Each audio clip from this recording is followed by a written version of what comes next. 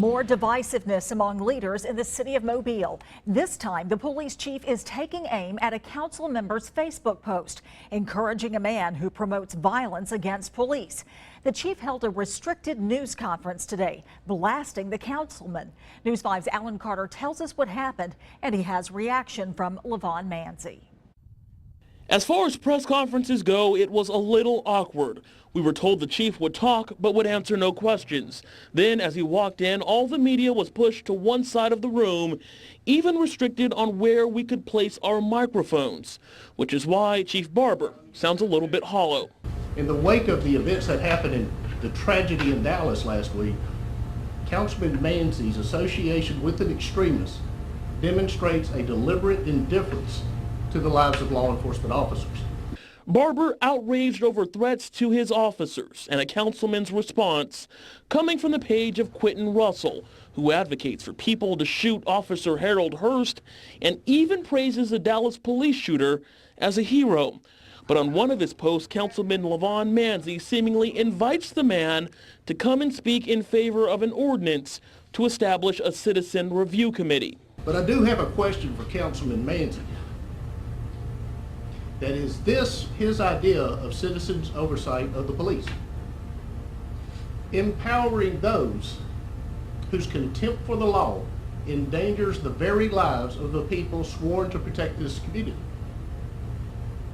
Because if it is, I will have no part of it.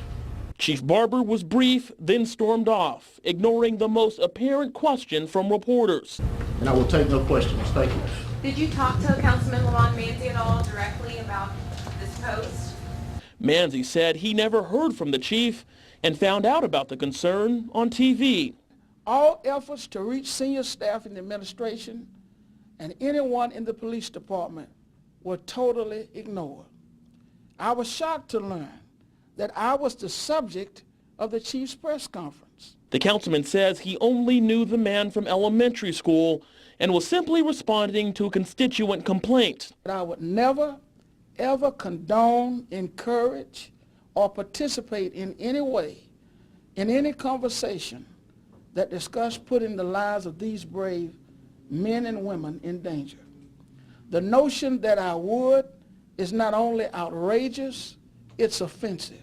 While police would not reveal the full thread Manzi was responding to, we did some digging and found it, in which Russell was directly criticizing the council. Manzi says it's unrealistic for him to have looked at the man's social media history.